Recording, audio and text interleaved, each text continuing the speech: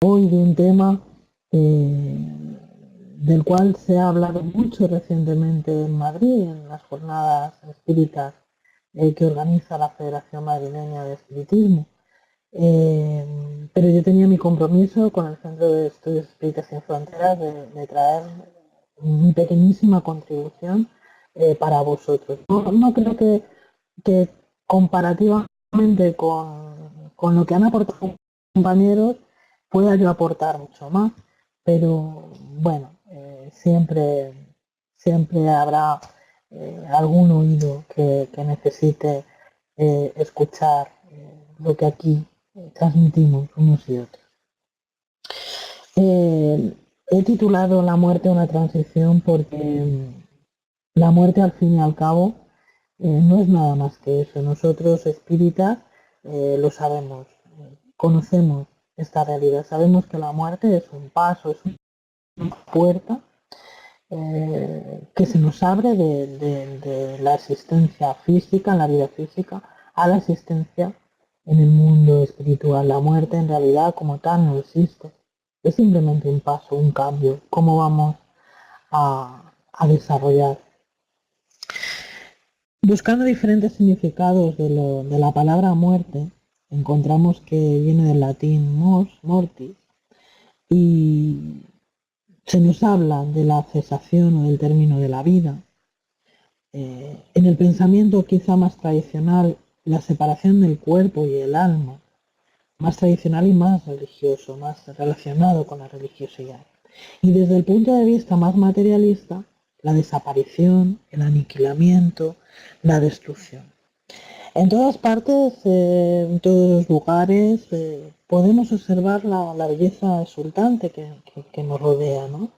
Y que no solamente que nos rodea, sino que se renueva incesantemente, una y otra vez, con la sucesión de las estaciones del año, de los diferentes acontecimientos inherentes a la vida física, vemos como la naturaleza es constantemente renovada. A poco que nos fijemos, vemos esos cambios graduales que se operan en todas las cosas que nos rodean. Todo cambia, todo se transforma, nada permanece, nada absolutamente permanece para siempre. Una y otra vez somos testigos de esos ciclos renovadores que tanto interés despertaron en los observadores de antaño, que siguen despertando hoy en día.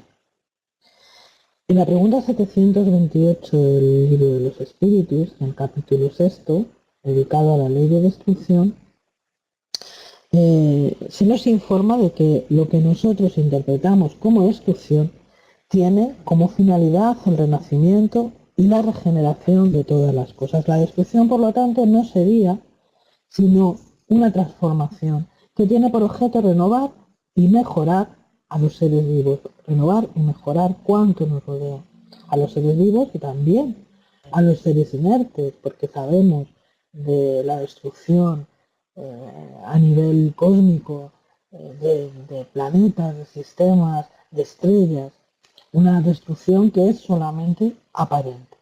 Y en la muerte vemos esa destrucción, el aniquilamiento en todo lo relacionado con las formas físicas. Esa observación nos conduce a tener que aceptar la muerte como parte de un proceso absolutamente natural, parte de un proceso, de ese proceso que llamamos vida, ¿no? Nuestro ciclo vital, desde un punto de vista netamente materialista, comenzaría con el nacimiento y culminaría en el túmulo, con la muerte. Con la muerte y con la destrucción de nuestra materia física. Por lo mismo, cuanto acontece entre esos dos extremos de los que estamos hablando, es lo que nosotros conocemos como existencia, como vida. Todo lo que acontece en ese margen entre el nacimiento y la muerte es lo que nosotros llamamos vida. La muerte es una realidad muy presente en el ser humano. El ser humano es consciente de que es un ser mortal. Y esto es precisamente lo que nos hace diferentes de los animales, lo que nos hace diferentes del resto de los seres vivos. Plotino, el filósofo griego, autor de las Eneadas, decía: los animales son mortales y no son conscientes de ello. Los dioses son inmortales y son conscientes de ello. Pero el pobre hombre, a mitad de camino entre ambos, es mortal y es consciente de ello. Y en ello radicaría su angustia existencial básica. Los animales no tienen conciencia de sí mismos. Por lo tanto, tampoco tienen conciencia de la muerte. Se puede decir que no tienen una percepción de la muerte en un sentido individual, incluso algunos de ellos ni siquiera colectivamente. Porque si bien es cierto que, como hemos visto, la muerte no es más que una circunstancia inevitable en nuestras vidas, no es menos cierto que el conocimiento que tenemos sobre nuestra condición de seres mortales es meramente intelectual. Y me explico por qué digo meramente intelectual en este caso.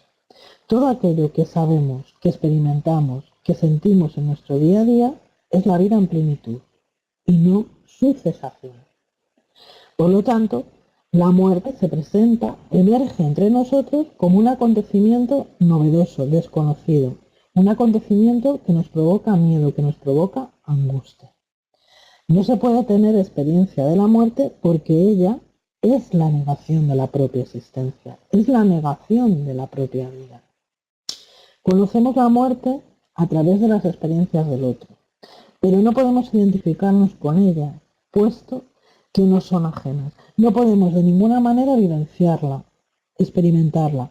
Tenemos que conformarnos con ser meros espectadores de esa situación. La humanidad ha intentado desde la noche de los tiempos comprender la muerte, combatirla y hermanarse con ella de alguna manera, pactar con ella de alguna manera, ¿no?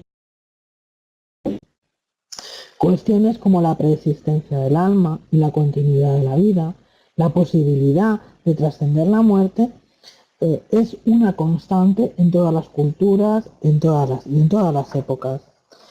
La cultura de la muerte está muy presente en todas partes de diferentes maneras. Y estos días hemos tenido oportunidad,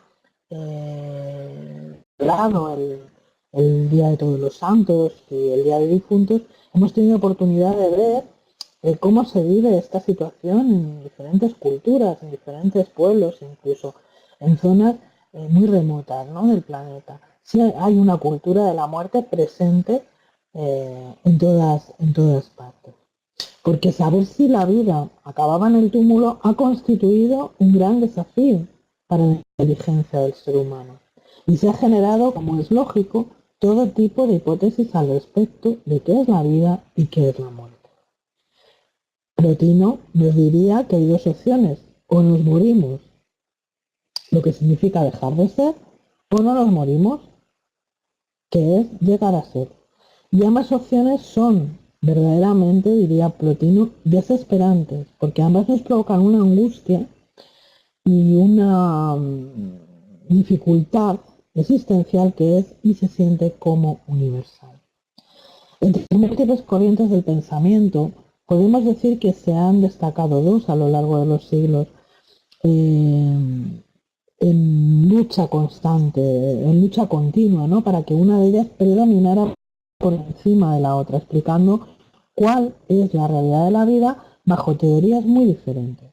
Una, intentando explicar que todo lo que existe en el campo de la forma resulta del átomo, del movimiento y del vacío, de tal forma que cuando uno de esos elementos se desgrega o sufre algún cambio, se acaba la vida y el ser inteligente ingresa en la nada. La otra, perdonad, la otra,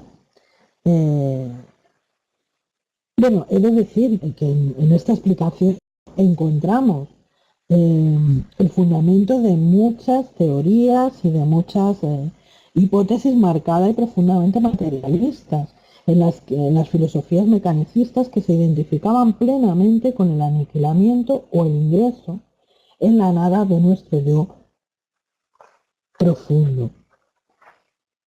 Veamos a Jean-Paul Sartre, el famosísimo filósofo existencialista, que decía que la vida no era sino una larga espera.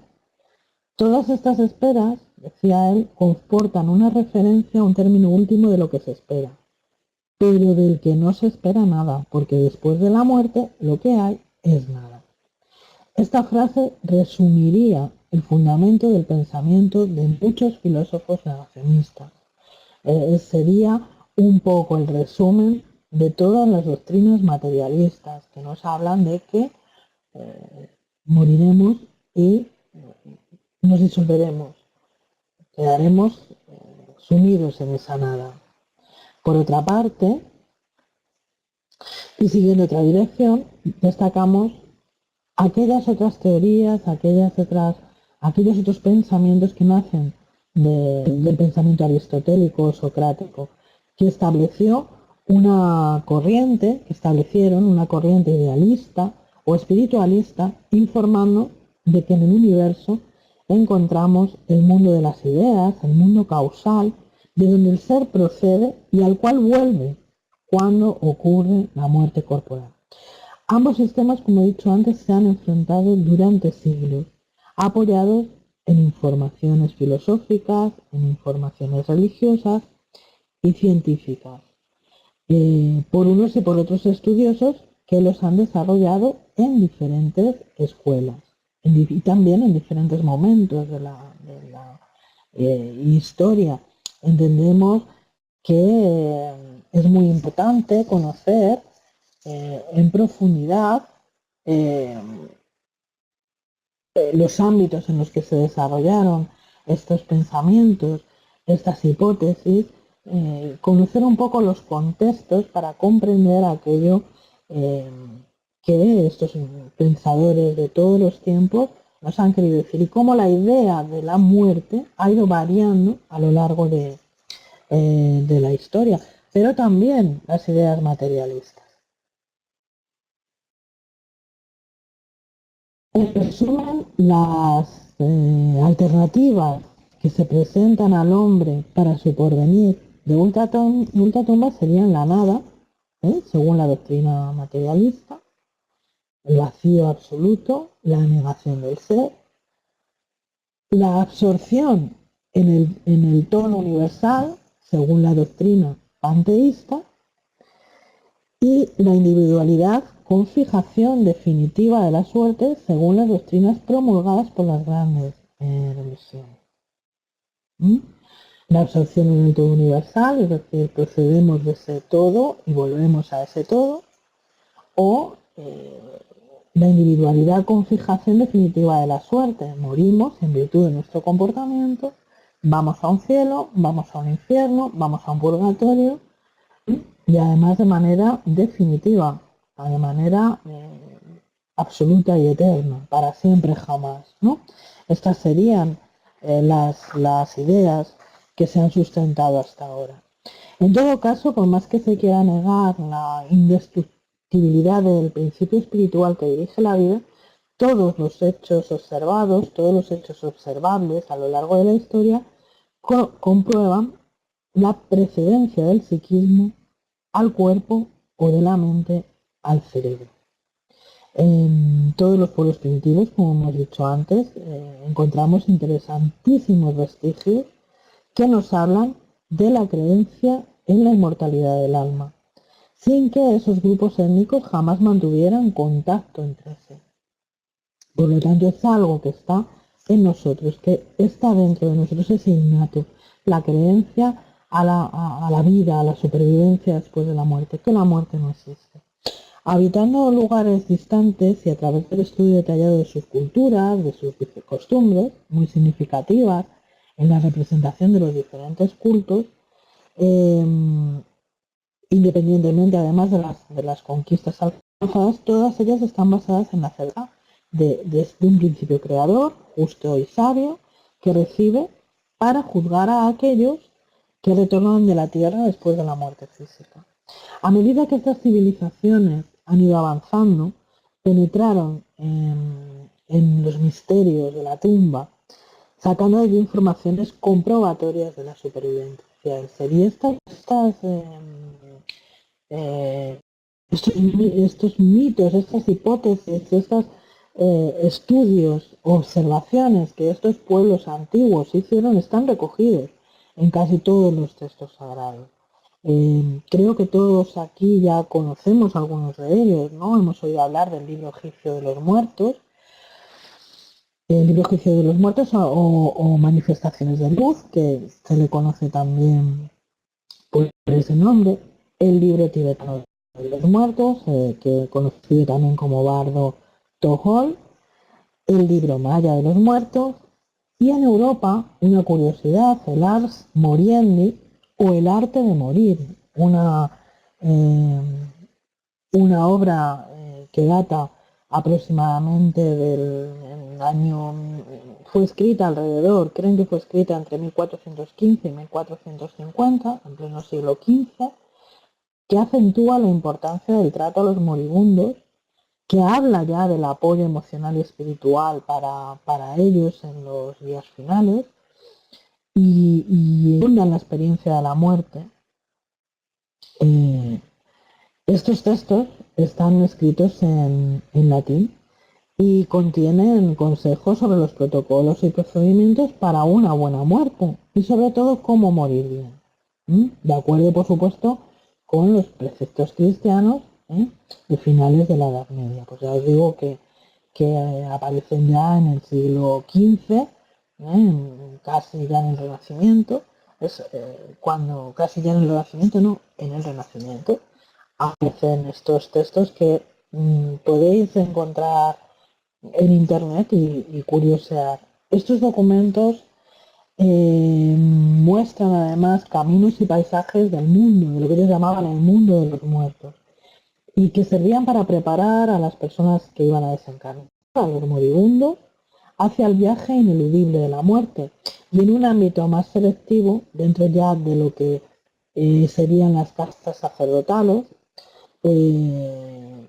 servirían para proporcionar a los ya iniciados una visión de la vida mucho más profunda, ¿no? Con una visión de profundidad, una carga de profundidad importante.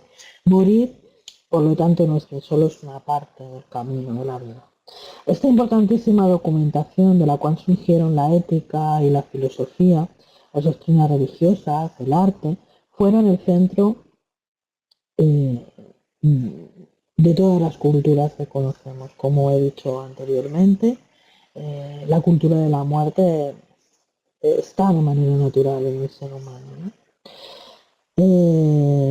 Cuando el principio de vida pasa a ser el alma, la muerte empieza a verse, a observarse como un estado transitorio en el que el alma, que está viva, vaga separada del cuerpo en el mundo de espíritus sobrepuesto al mundo de los vivos.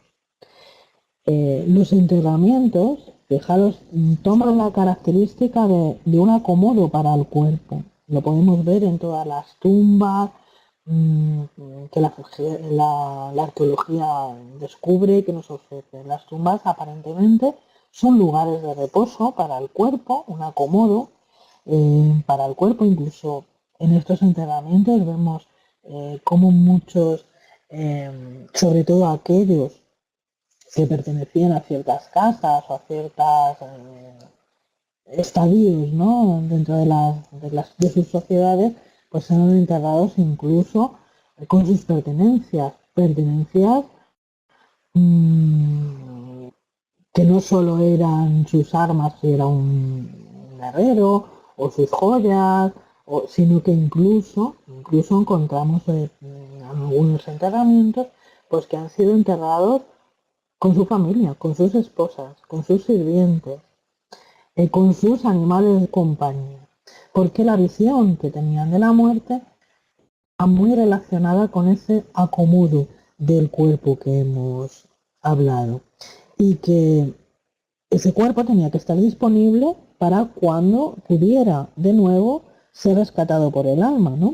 Tal y como también propone muchas filosofías o muchas doctrinas religiosas haciendo referencia a la resurrección. Pero además tenía otras connotaciones. El difunto se le integraba de esta manera para que cuando llegara al mundo espiritual no echara de menos nada de lo que tenía en el mundo físico, ¿no? Eliminando las mitologías y las leyendas, lo fantástico, lo imaginario, que son muchas veces exaltaciones de acontecimientos reales, quedan los fenómenos mediúnicos, ¿no? Como prueba indiscutible de la sobrevivencia del alma. Estos fenómenos que también nos han acompañado a lo largo de la historia. Ellos demuestran la continuidad de la vida, dotando de lógica y sentido propia realidad del ser.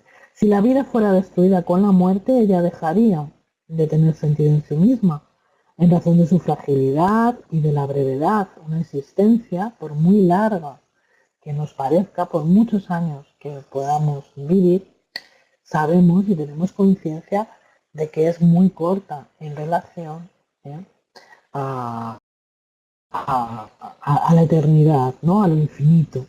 Si el alma no sobreviviese al cuerpo, la única perspectiva posible que se nos ofrece sería la nada, tal y como si la facultad de pensar fuera únicamente producto de la materia.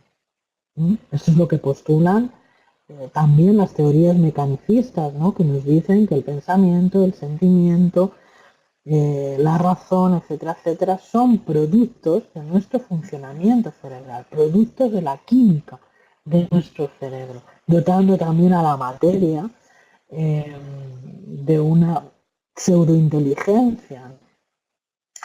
Diremos que si estuviese demostrado que no existe la vida futura, la vida presente no tendría otro objeto que la conservación de un cuerpo que mañana, pasado, dentro de un rato, podría dejar de existir, en cuyo caso todo acabaría para siempre. Como consecuencia lógica de este hecho sería la concentración de todos nuestros pensamientos en el aumento de los goces materiales, sin tener en cuenta en ningún momento el perjuicio ajeno, sin tener en cuenta para nada el daño que podamos causar a los demás con nuestros actos. Eso sería ni más ni menos que la consagración del egoísmo. Sin vida futura, la moral no pasaría de ser ser un código convencional impuesto de una manera arbitraria, sin raíces en el corazón.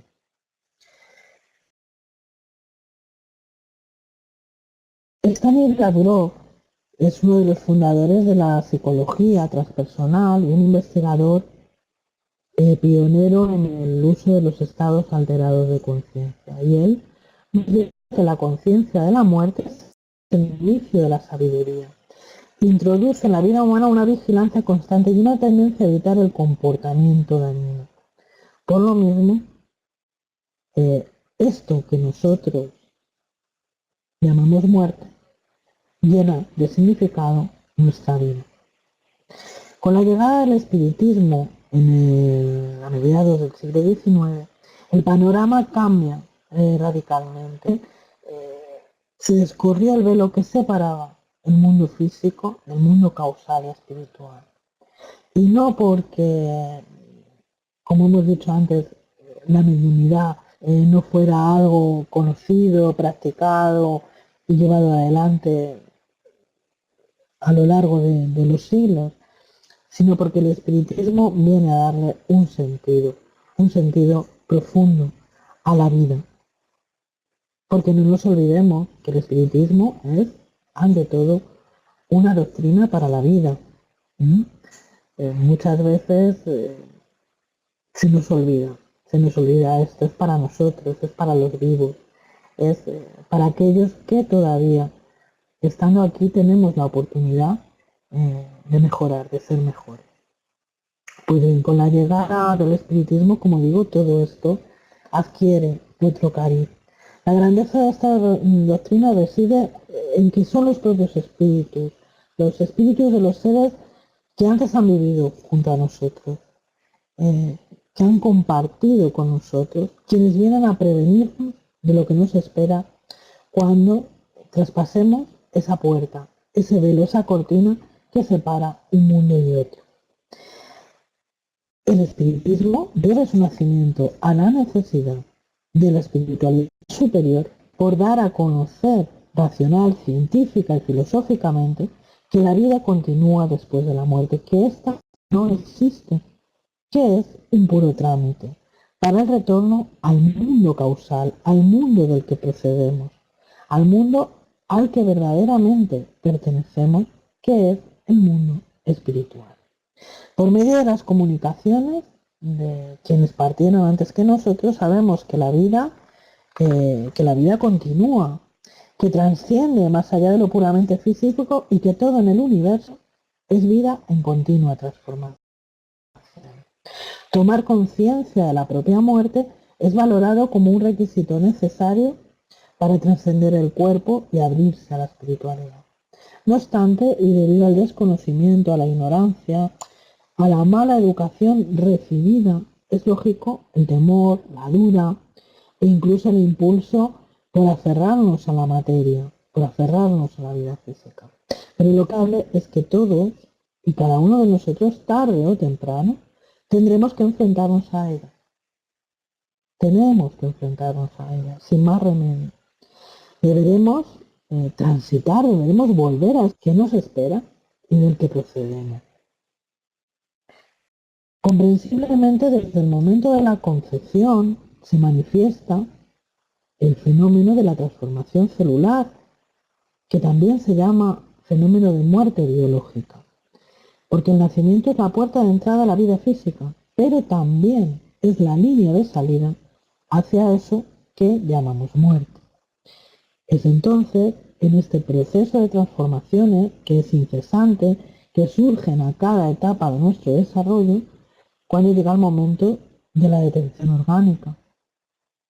Cada acontecimiento es perfectamente natural. No puede responder por nuestros miedos, por nuestros pavores, por todo aquello que hemos ido cultivando a lo largo del tiempo. Para nosotros espíritas sabemos que la muerte, sabemos mejor dicho, que no es la primera vez que morimos, que no es la primera vez que pasamos por este trance en el viaje evolutivo de cada uno de nosotros. El olvido del fenómeno no puede ser considerado como algo desconocido para el espíritu, porque éste ya lo ha vivenciado antes y lo ha vivenciado muchas veces. Resulta que por negarnos quizá un análisis profundo en torno a la vida, pasamos quizá transfiriendo reflexiones en el tiempo y programando y disfrutando al máximo bajo esa ilusión de la eternidad carnal.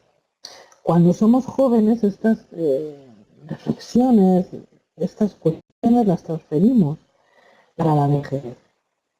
No nos planteamos ni siquiera la posibilidad de poder morir. Eso es algo que solo les ocurre a los viejos, a los jóvenes en absoluto. Cuando estamos sanos, postergamos también estas reflexiones sobre la vida, sobre la muerte, para el momento de la enfermedad.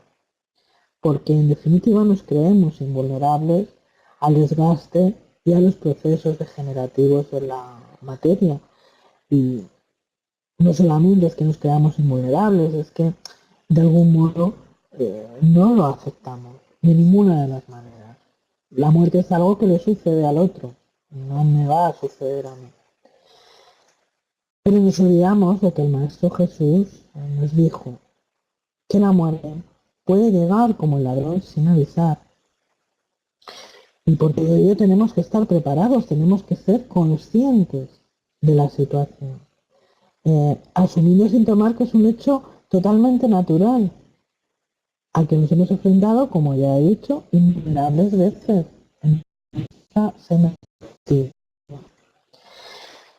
Si hay un momento importantísimo, trascendental y de absoluta relevancia en la vida de todos nosotros, es el acto de la desencarnación. Es el momento más importante para todos nosotros. El nacimiento también, por supuesto. Pero yo creo que la muerte tiene una relevancia aún mayor. Digo, porque solo se trata del abandono de parte del espíritu inmortal que somos cada uno de nosotros, de ese traje, de ese cuerpo físico, de ese traje maravilloso que durante un tiempo nos ha procurado la sublime oportunidad del progreso tan necesario en nuestro estado evolutivo. Llegar a la comprensión de estos conceptos nos va a ayudar muchísimo a enfrentar ese momento con fe, con confianza, pero no solamente nuestra propia muerte, sino la desencarnación de nuestros seres queridos. Generalmente nos cuesta mucho aceptar la desencarnación de aquellos a quienes amamos, ¿no? Y surge de nosotros el llanto, la desesperación, el día, porque nos enfrenta al temor de nuestro propio desenlace. En ese momento, el orgullo desmedido y la presunción personal se vuelven nuestros adversarios más rigurosos y no nos permiten razonar ni aceptar que el cuerpo, aunque esté favorecido por la salud, es una cárcel, es una prisión. Y la liberación de un ser amado, la liberación del espíritu que vuelve a la plenitud, debería causarnos alegría y no disgusto. No obstante, es natural la incertidumbre, la curiosidad, cierto temor, ¿eh? Pero todos necesitamos conocer este proceso mejor de una manera más profunda para naturalizarlo, hacerlo más natural, más cotidiano, forma parte de la vida. Todos queremos saber, para mejor prepararnos para ese viaje, para esa aventura, para ese retorno al hogar. Como todo viaje, pues despierta mucha inquietud, mucha ansiedad y quisiéramos dejarlo todo dispuesto antes de partir, ¿verdad? Como cuando nos vamos de vacaciones, andamos planificando, pensando, la noche anterior estamos ansiosos, nerviosos, he metido esto en la maleta, no lo he metido, me llevo, ¿qué me llevo? Esto no me lo llevo, esto lo dejo, esto lo cojo, ¿no? Habitualmente actuamos así. Pues esa misma prevención deberíamos de tener para el momento de la desencarnación. La muerte, como hemos dicho, es una transferencia de planos, una transferencia de lugar, de vibración. Y esto implica vivenciarla y aceptarla como una liberación de nuestro espíritu. Pero cuidado, no como una liberación de nuestros problemas, no como una liberación de nuestros sufrimientos. Pues ya sabemos que la muerte no cambia a nadie. No nos hace mejores, no nos hace más buenos, no nos hace más bajos, no nos hace más altos. La muerte es una liberación para el espíritu si antes éste ha conseguido desprenderse suficientemente de todo lo material, de lo inmediato, de lo que le mantiene ligado al mundo físico. Es una liberación si comprende su propia trascendencia, si fue capaz de entrever el verdadero sentido de la vida, si luchó y trabajó para su progreso. Entre tanto, la auténtica liberación no se producirá y el espíritu llevará consigo las marcas de sus sufrimientos, de sus dolores, de sus defectos, pero también de sus virtudes, de aquellas virtudes que haya adquirido. Nadie tiene que pensar en morir para liberarse, si antes no se ha liberado de las alteraciones biológicas, psicológicas, emocionales a través de ese proceso que llamamos muerte. La ilusión que se permite en algunos individuos conceptuando la vida como un accidente biológico es la gran responsable por los disparates que le generan dolor y sufrimiento. Pensar que la vida es azar, es casualidad, eh, es simplemente Dios jugando a los dados, sufrirá mucho, sufrirá mucho. Y hablando de sufrimiento, en el capítulo 3 del libro de los espíritus, se recogen algunas de las preguntas que Allan Kardec formuló a los espíritus sobre el retorno al mundo espiritual. Cabe destacar en este sentido la pregunta 154, en la que el maestro Kardec cuestiona a los espíritus: ¿es dolorosa la separación del alma y el cuerpo?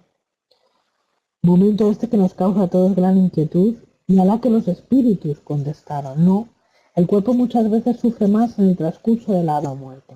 El alma ya no participa ni siente en tales momentos de sufrimientos que en ocasiones se experimentan durante el proceso de la desencarnación de la muerte son un goce para el espíritu, el cual ve llegar el término de su exilio, el cual ve llegar esa liberación.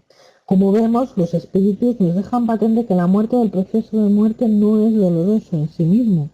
Sin embargo, si algún dolor se produjera, sería más bien a causa de nuestra negativa a la partida, de nuestra resistencia, o bien como una forma de prueba final, quizá de una expiación necesaria en ese momento para el espíritu que va a partir.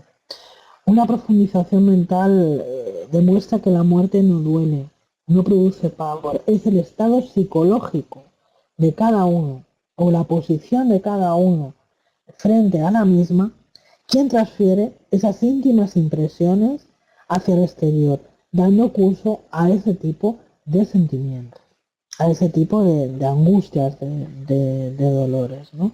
Lo vemos, ¿no? En las personas que hemos tenido la oportunidad de acompañar algunos de estos procesos, somos muy conscientes eh, de, de que en virtud de cómo las personas hayan enfrentado previamente este proceso, de las elaboraciones mentales que estas personas se hayan hecho, en virtud de sus creencias, de su fe, etcétera, etcétera, el proceso de desencarnación varía de unos para los otros y hemos tenido la oportunidad de observar a personas profundamente materialistas aferrarse a la vida. En esos momentos, aferrarse a la vida, esa rebeldía, el no querer partir, provoca mucho sufrimiento, mucho dolor. En la pregunta 155A, los espíritus nos aclaran que esta separación no se produce de forma brusca o violenta, sino más bien gradualmente, de manera serena, pausada. Así el espíritu se desprende poco a poco de su vestidura, de su traje, de forma que sus ataduras se sueltan de manera suave, no se quiebran.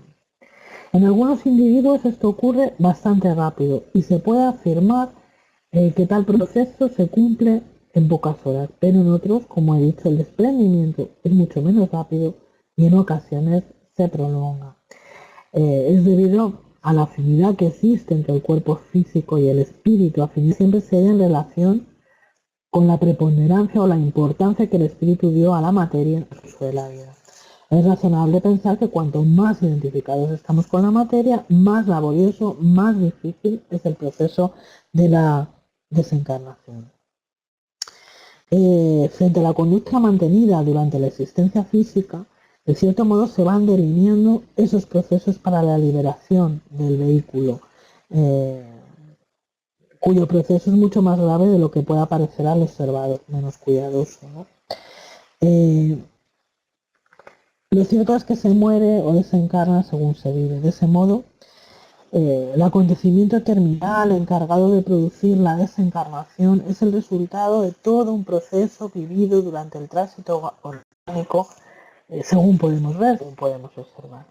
Volvemos al existencialista Jean-Paul Sartre, que manifestaba: el hombre es el único que no solo es tal como él se concibe, sino tal como él se quiere, y como se concibe después de la existencia, como se quiere después de este impulso hacia la existencia. El hombre no es otra cosa que lo que él se hace. Este es el principio, el primer principio del existencialismo. Teresa de Jesús, por ejemplo, nos afirmaba: vivir la vida de tal suerte que viva quede en la muerte. Qué sabias palabras, vivir la vida de tal suerte que viva quede en la muerte. Podemos agregar además que de acuerdo con la muerte, así será el reconocimiento de la vida en el mundo espiritual, no provocando una real alteración en nadie. La muerte, como antes ya comenté, solo transfiere a los seres de posición y situación vibratoria, manteniéndolos, como hemos dicho, conforme son. El desencarnado despierta en el más allá con las mismas actitudes, ansiedades, engaños, necesidades cultivadas, vicios, etcétera, etcétera, volviendo a asumir la postura equivalente al grado evolutivo en el que se encuentre. La conducta mental y moral cultivada durante la existencia va a propiciar los resultados correspondientes. Aquí entra en juego rápidamente la ley de causa y efecto, impregnando al ser con los hábitos que se transforman en experiencias de liberación o retención consonantes con la cualidad con que estén revestidos. En el momento de la muerte corporal, el espíritu entra en una profunda turbación y pierde la conciencia de sí mismo. Un tema del que también se habla mucho en el libro de los espíritus. Pero poco a poco esa turbación se va a ir disipando y el espíritu se va a reconocer como el hombre que ha despertado de un profundo sueño, siendo su primera sensación de libertad, para después reconocerse en el nuevo estado en el que habita.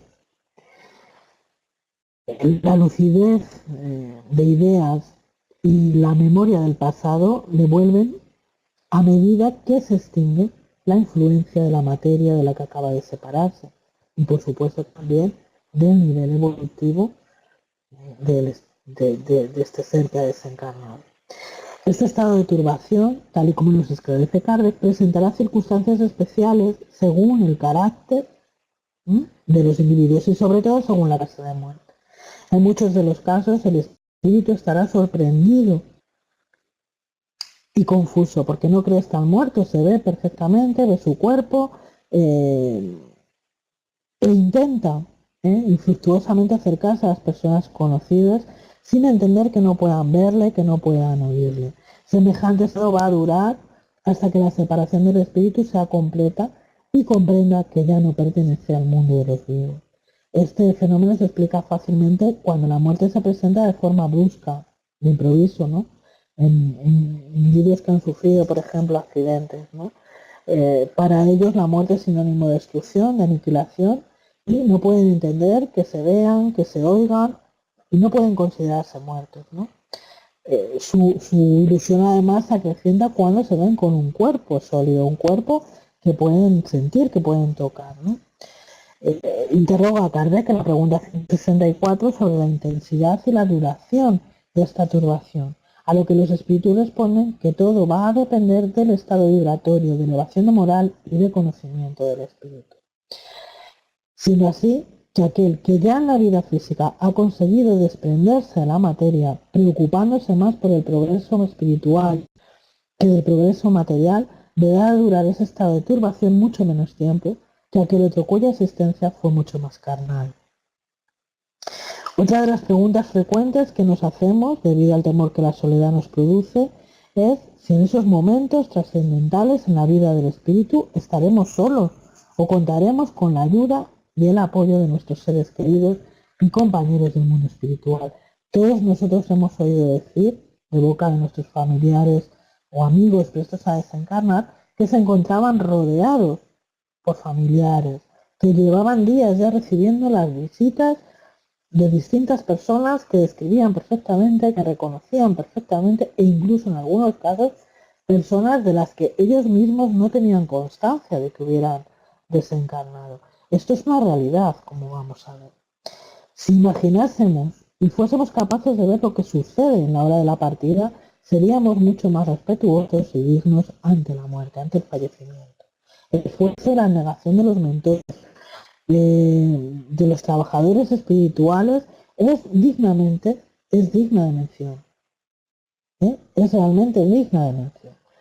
Vendrán cooperadores especializados que aglutinan esfuerzos en el afán de desligar sin incidentes al espíritu del cuerpo físico terrestre.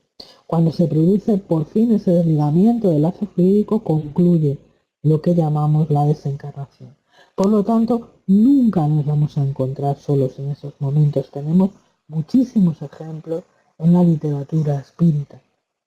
Después de conocer y de reconocer la ayuda de los mentores espirituales, vamos a ser compelidos a exaltar el respeto debido a aquellos ambientes donde alguien está desencarnando o donde desencarnó recientemente, para que por la actitud de la oración silenciosa podamos ayudar a ese viaje y cooperemos de este modo también con los trabajadores de la espiritualidad. El desconocimiento de lo que es la desencarnación lleva a las personas a tomar actitudes desequilibradas, causando con ello un sufrimiento mayor para ellos mismos y, lo que es peor, un sufrimiento también para el ser amado que está partiendo, que en ocasiones se siente muy confundido, muy turbado ante las exclamaciones dolorosas y las conversaciones incluso mentales, ¿no? eh, que se establecen con sus familiares. Se siente tan turbado, tan desarmonizado, que se resiste a continuar. De tal manera que en ocasiones quedan mentalmente ligados a la esfera terrestre, a su familia, a su esposa, a sus hijos, a su esposo, a sus nietos, lo que les lleva a un sufrimiento muy grande. Sabemos que nuestras vibraciones mentales llegan a los espíritus, por lo que tenemos que hacer un esfuerzo de que esas vibraciones sean siempre de calma, sean siempre equilibradas. Y muchos de nosotros posiblemente ahora estemos pensando, pero la añoranza es normal, añorar, es normal llorar, claro que sí, es normal, ¿no? Las lágrimas no pueden ni deben ser reprimidas, eh, siempre y cuando haya detrás un sentimiento noble. No rebeldía, no falta de aceptación a los designios de la divinidad. Jamás esas vibraciones de angustia, de desequilibrio, ¿no? Porque provocan muchos padecimientos, como he dicho, en nosotros mismos, pero también en los seres que están partiendo. Eh, Todo esto además lo único que demuestra es falta de fe, falta de control, falta pues de fe en la providencia divina, egoísmo muchas veces, ¿no? ¿Por qué te has ido? ¿Por qué me has dejado en este momento? ¿Por qué? ¿Por qué? ¿Por qué? Esto denota mucho desequilibrio, pero sobre todo mucho egoísmo también. Y todo esto puede evitarse con la ayuda de la oración. Una oración simple, fervorosa, a favor de la persona que está partiendo, que sabiendo que nos abandona momentáneamente. ¿eh? Una oración que le da la paz, la armonía, la serenidad, que armonice no solo el espíritu que marchó, sino también a los que quedan, a los familiares. Aquellos de nosotros que tenemos la certeza de que la continuidad de la vida comprendemos que la separación es tan solo momentánea, que no perdemos el afecto ni el cariño de quien retorna a la patria espiritual, de aquel que se ha liberado por fin del cuerpo físico.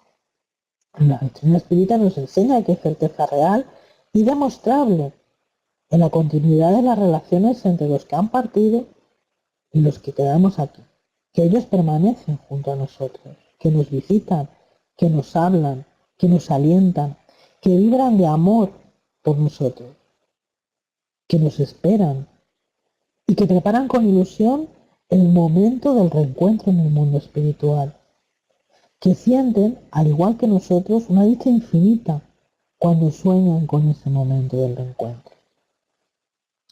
Tenemos el consuelo de su cercanía, la confianza de que los lazos fraternos que nos han unido no han de romperse nunca.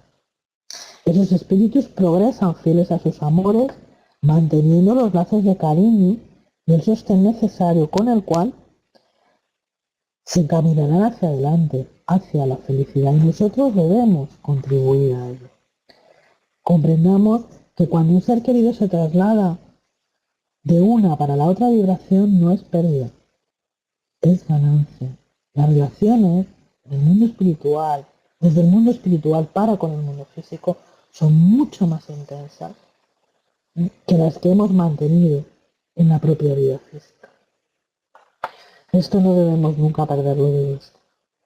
De manera alguna la desencarnación representa nada peor sino una bienaventuranza, una bienaventurada liberación en una alborada de luz total y de felicidad real, hasta que llegue el instante del restablecimiento de la convivencia momentáneamente interrumpida. Belleza cuando leemos, sobre todo en los libros de André, ¿no? Cuando esperan el retorno a la patria espiritual de los familiares que vuelven de la tierra después de haber pasado sufrimientos, penas, dolores. ¿Qué alegría se manifiesta en el mundo espiritual? Por el contrario, cuando parten para la reencarnación, para iniciar el proceso de reencarnación, son las lágrimas las que pesan. Pero cuánta alegría hay en el retorno de un hermano que ya se ha liberado de una asistencia y que regresa a su hogar, a su verdadera patria. Sabemos que cuando despierten nuestros seres queridos al otro lado, cuando despertemos nosotros, vamos a ser recibidos con esa alegría, ¿eh? Como se recibe a quien se ama profundamente y al que no vemos desde hace tiempo. Yo creo que hasta entonces debemos de permanecer confiados, serenos y esperanzados, porque la vida continúa. Bueno, pues hasta aquí mi charla de hoy. Espero que os haya gustado y os doy a todos las gracias por vuestro cariño y por vuestra atención, ¿eh? Os estoy muy agradecida. Y bueno, si queréis hacerme alguna pregunta que sea fácil, por favor,